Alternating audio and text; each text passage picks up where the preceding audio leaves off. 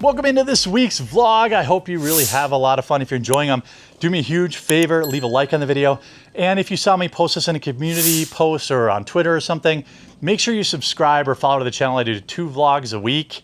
Let's get into it. All right, mini section of the vlog. A lot of people ask about my setup. And quite frankly, if you're just a talking head content creator, you don't need a crazy good gaming PC or really anything like that. You just need a decent computer or a decent laptop and a couple of very affordable options. Yes, I use Meta PCs, and yes, you can save a little money with my promo code The Quartering, but you don't need a $7,000 gaming rig to stream, unless, of course, you're someone who only exclusively wants to stream high-end games. If you're just a talking head person, here's the things that you need to know. Audio is the most important thing. Yes, if the video is unwatchable, people won't watch, people won't suffer through it. But what I can tell you is if the audio is garbled or bad or echoey or, not balanced, nobody will watch it. And this is true of basically every form of media, but getting your audio right is extremely important. So there's a couple options you can use. A lot of people will get like a Blue Yeti, which is fine. They're a little tinny in my opinion, but they're also USB, and so you don't need to buy all sorts of extra equipment. So that's one option. If you're just starting out, a Blue Yeti is totally fine. I'm going to link all this stuff in the description. Blue Yeti X is what I use when I travel.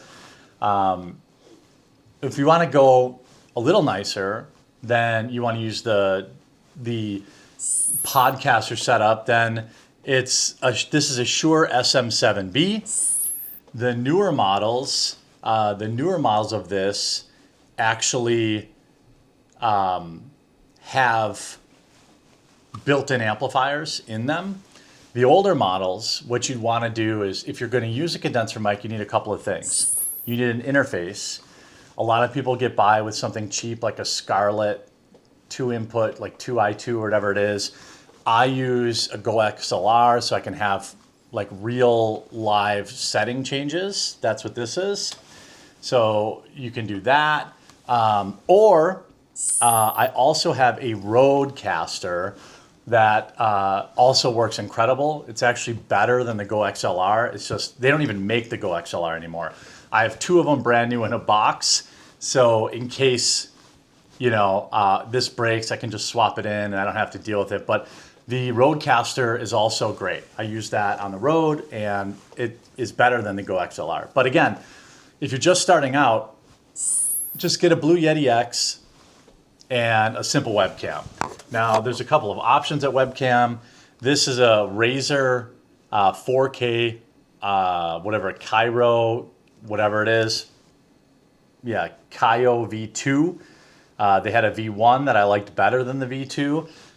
But again, I'll link a couple of options. I use a Logitech Brio all the way up until, actually I use a Logitech 720 all the way up until I had 1 million subscribers.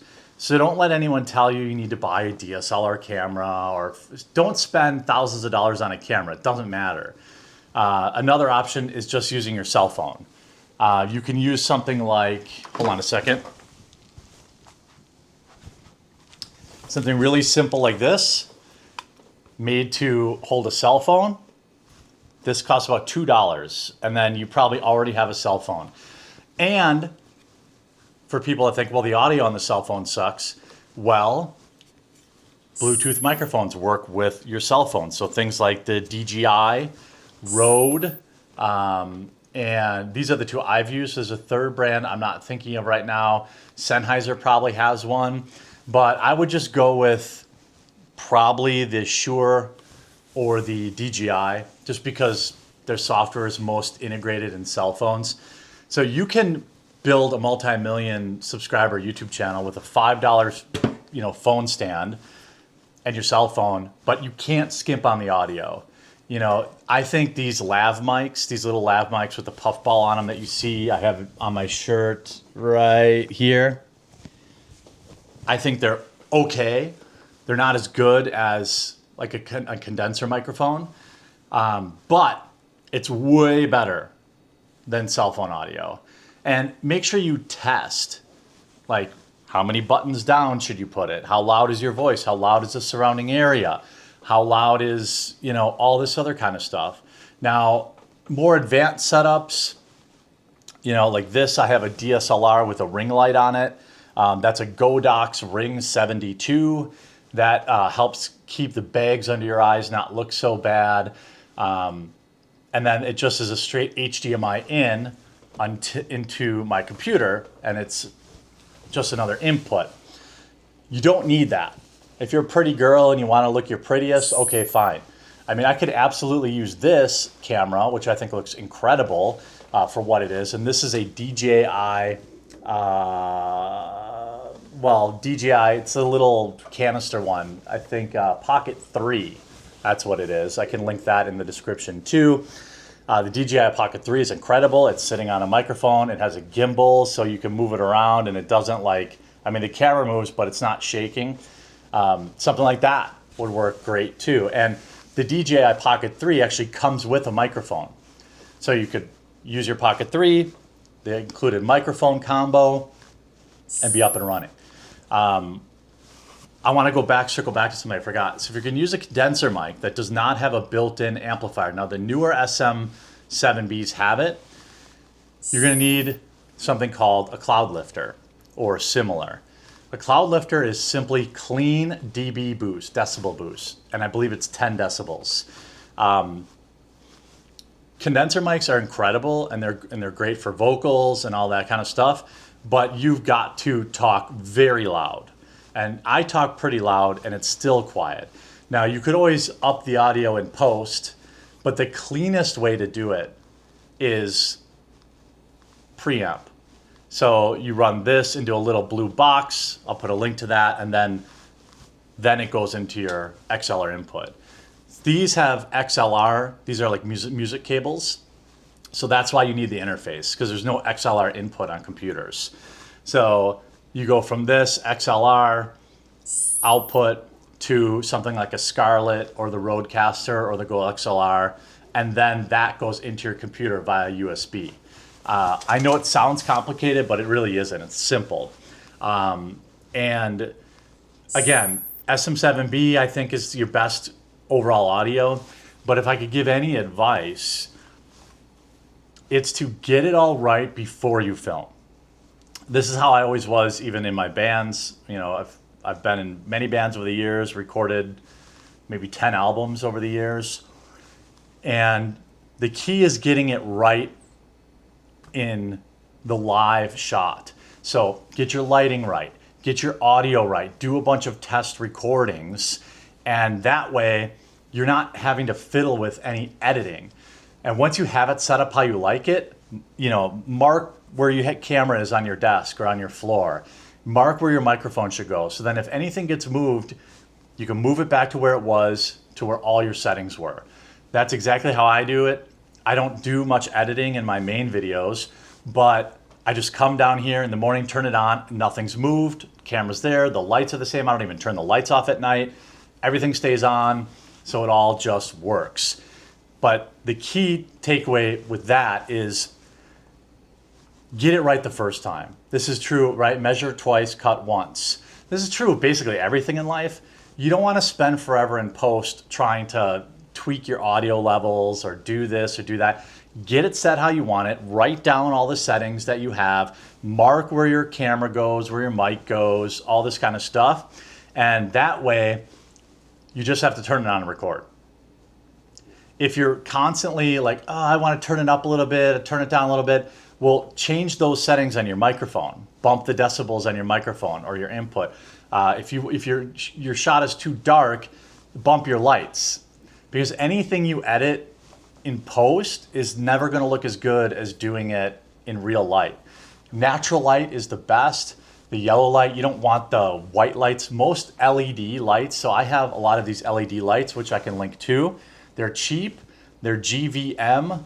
I'll leave a link in the description to those. very cheap, very affordable, and they can do both white light and yellow light, anything in between. The key takeaway is get it set how you want it and lock it in. That way, all you have to do is worry about recording, because recording's hard enough.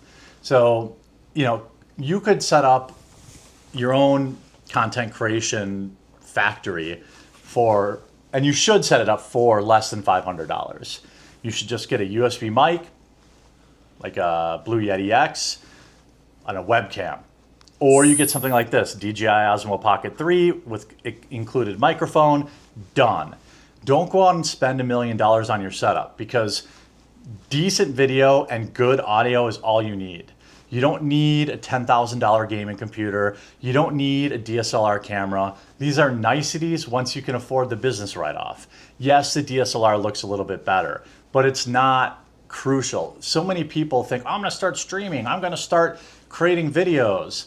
And then they go out and they piss away $6-7 grand on a setup when you should have spent $500 and spent $5,500 on marketing, right?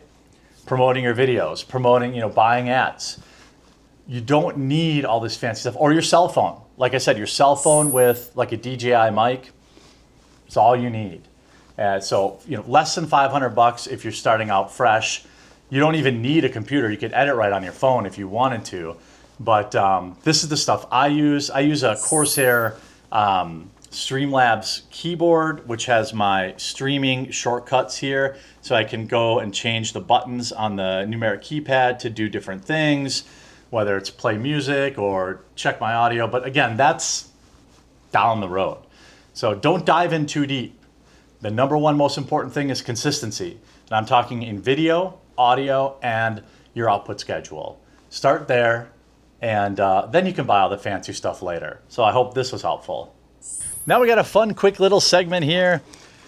Q&A. So each vlog, I will pick a couple of questions and answers from people in the comment section.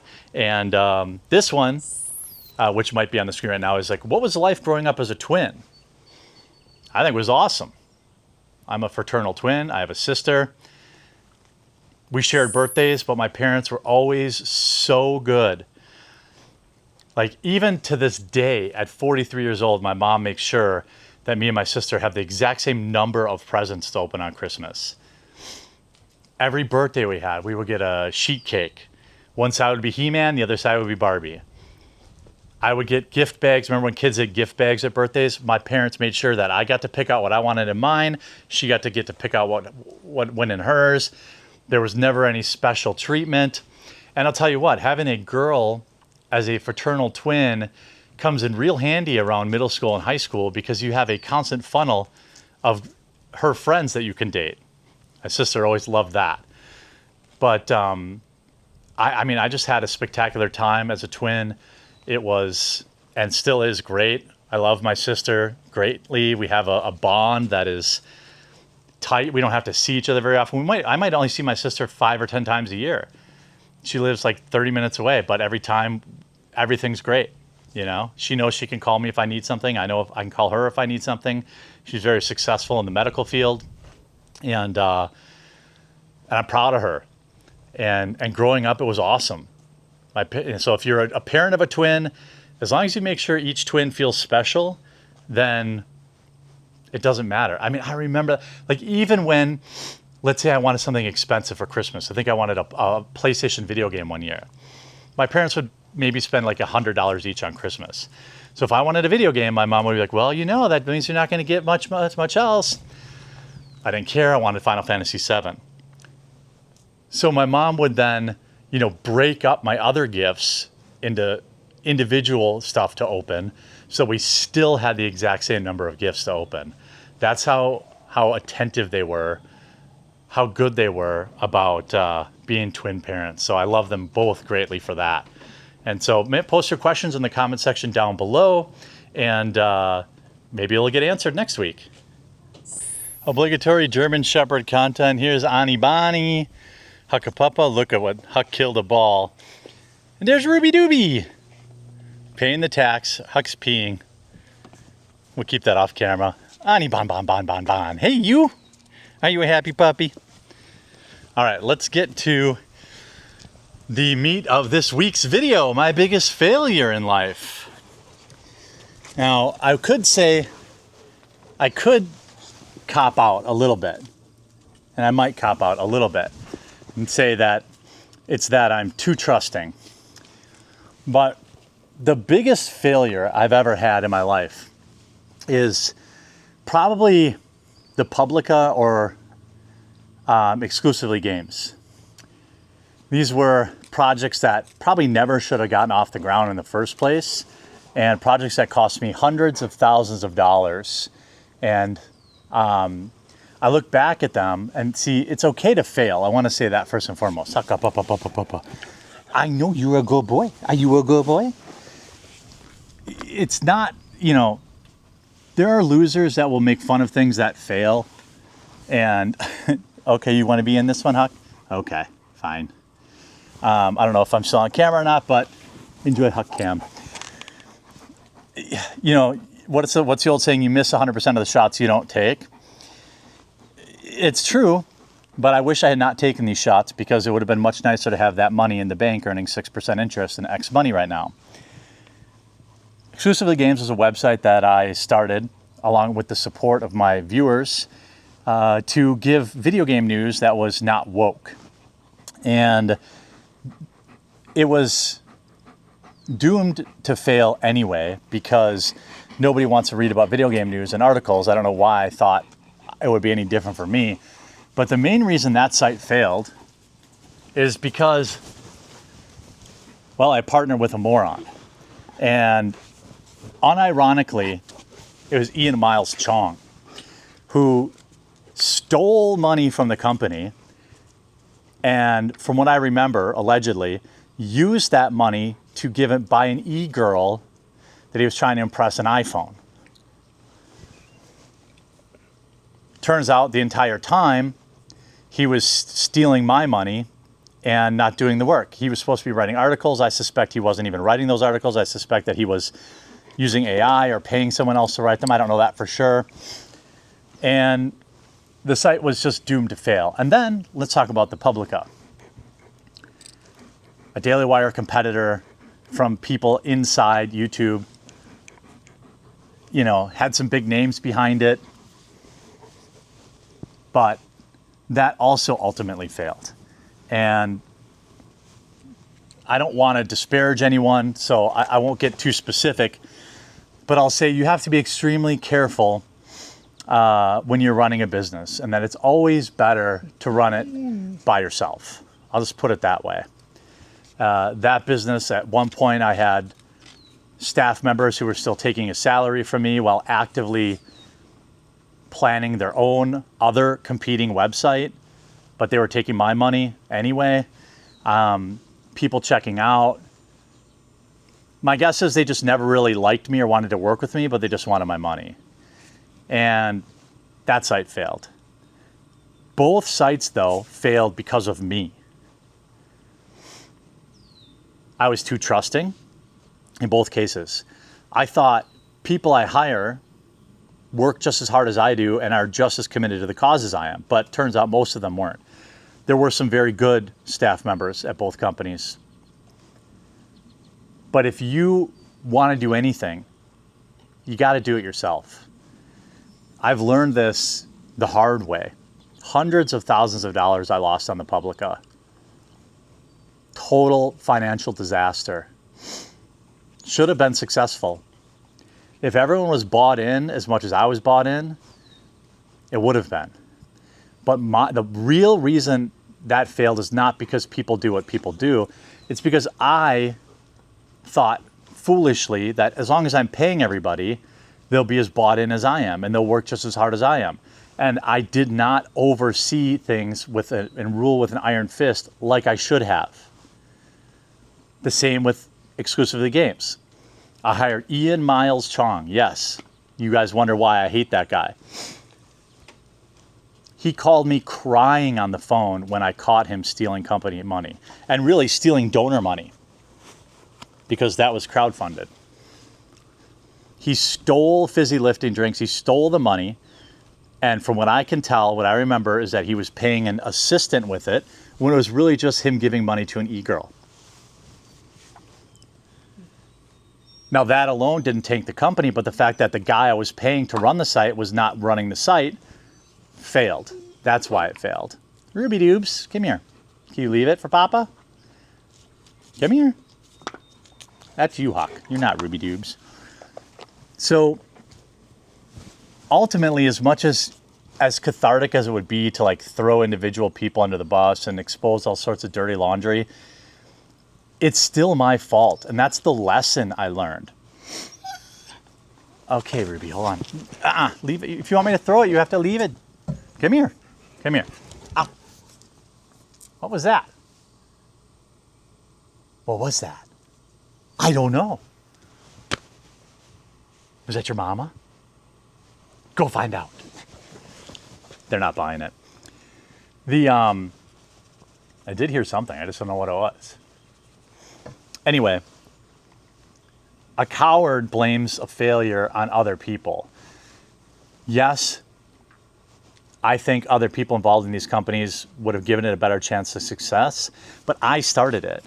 It's my job to make sure people are doing what they were doing, and I didn't do that. I just blindly trusted people. And that was, the biggest mistake I could have made.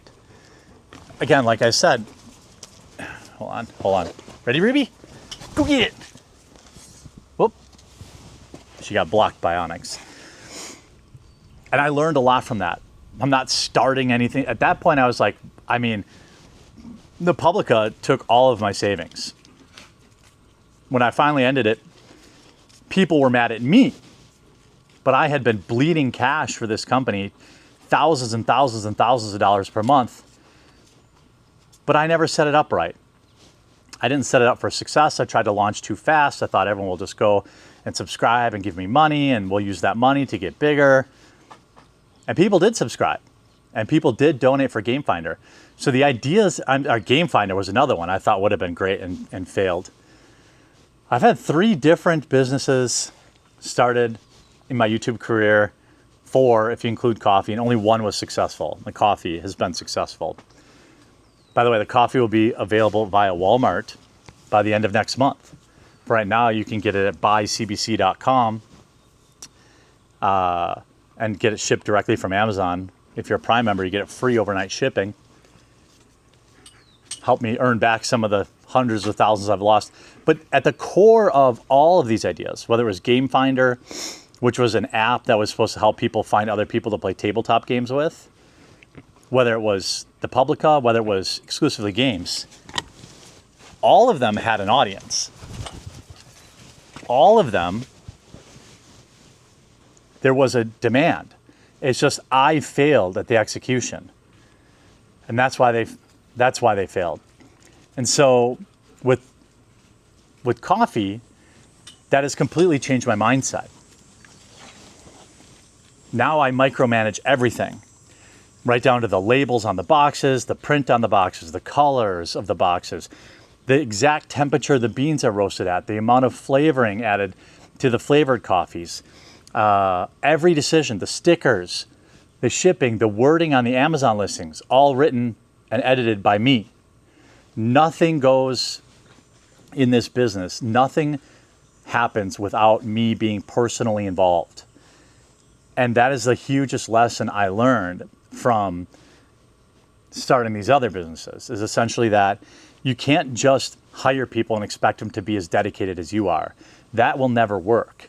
You have to be dedicated for them. Now, every once in a while, you'll find a partner who's as dedicated as you are, and you'll get lucky. And in my entire career, I've definitely worked with a lot of people who are just as dedicated as I am. But in the online world, I found that most people are more interested in a quick buck, and they aren't really bought into the idea, or they'll tell you they're bought into the idea just to get the money. And so that's the way I run everything now. I'm working on another company right now in the same, I don't want to announce anything yet, but I think is going to be just as successful as coffee because I've taken the exact same route. I've handled everything from soup to nuts, top to bottom, designs, wording, naming, all this stuff. And it's another, in real life type business. And because I'm getting older, and YouTube and Rumble and all this stuff, it's not going to pay the bills forever. The AI wave is coming. People at YouTube have told me this, and it's I'm only 43. I got another 20 years if I live that long before I can even touch the money I've squirreled away in my retirement funds. So I've still got 17 years of a big ass mortgage to pay and expensive German Shepherds to feed. Huck, do you just go in the pool? You're all wet. Yeah. I paid my German Shepherd tax. I see you in the comments. So I think, if anything, I admit all of these were failures, but I think the immediate reaction to blame other people is wrong. And now that there's been some time in between when they failed, and boy, I have to apologize to the people that supported these ideas too, because they believed me, they gave me their hard-earned money, and we failed. Not everything, even a great idea, even perfectly executed, won't always work. But the main takeaway you have to give it to me if you want me to throw it, that I want people to take away from this is that if you're going to do anything, you have to be involved. You can't just expect someone else to do it. It doesn't work that way. It never works that way. And don't be like me. Don't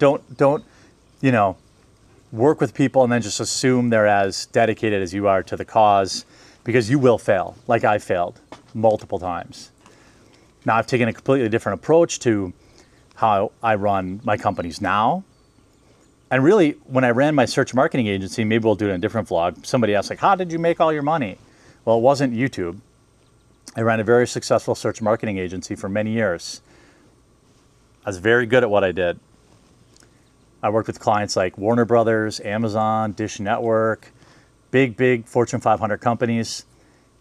And I was one guy in my basement doing their marketing.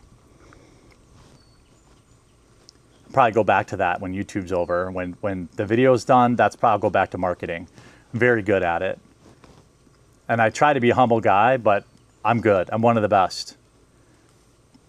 I trained under some of the best people ever, and I'm just very good at it. And I stopped doing marketing when YouTube was, suddenly you start making crazy, $100,000 a month on YouTube. Well, then you do that. But anyway, when I was doing marketing, I did everything myself. I had a few underlings, but not many. And that's the best way to do it. You can't let yourself down if you don't let yourself down. And there's nobody to blame when you fail, even if you have a big staff or whatever. Ultimately, you're the guy in charge and you're the one that's responsible. And you got to tell yourself that every day. You have to be involved in every aspect of the business. And if you're not, things will slip. Things will fall apart. Things will collapse. Because nobody, and I mean nobody, cares as much as you do. So if you take that to heart, then you'll always be good. So hopefully this next thing I'm launching in early 2027 will be just as successful as coffee. Coffee's going to Canada soon and to Walmart this week. Lots of good news there. And it's because I learned the hard way. So let my losses be your gains. And one other piece of advice. I had a great mentor. I think I was like 24, making like $250,000 a year running marketing for a different agency. I would come in, ripped jeans, late to work. Didn't matter because I was good at what I did. But there's a couple of pieces of information that CEO of that company gave me that have always stuck with me. And that's failing fast. It is always better to fail fast. And you got to know when to pull the ripcord. What I mean is, when things are just limping along forever, you either double down or you quit. You don't let something limp for years or months and let it drain you financially. Generally, when you start something, you know if it's going to work or not. So it's better to go all in and fail fast than to waste time failing. And that's how I've approached everything in life. And I've always appreciated him for that tutelage. We used to do coaching sessions every week, and he shared a lot with me. Very, very smart guy. He's probably worth about $400 million right now. I remember one time I asked for a raise. I was like all nervous about it. I think I was making like $100,000 a year or something like that. And I got quarterly bonuses. So I was making about 200 grand a year with bonuses. And I said, and I like marched in his office, and I'm like, oh man, I'm gonna quit if I need to get $200,000 salary. I'm responsible for $30 million in net revenue. At that year, I think we had 80 million in net revenue, and I was basically the guy. My team was responsible for all of it. And I was like, and he's like, okay. And I was like, but I had a whole speech. He's like, okay. He's like, you fail fast. He's like, you got more money now. You're gonna have more eyes on you. You're gonna have more responsibilities, but I don't care. And that way of running a business has stuck with me, for better or worse. More often for worse, but the successes always outweigh the failures.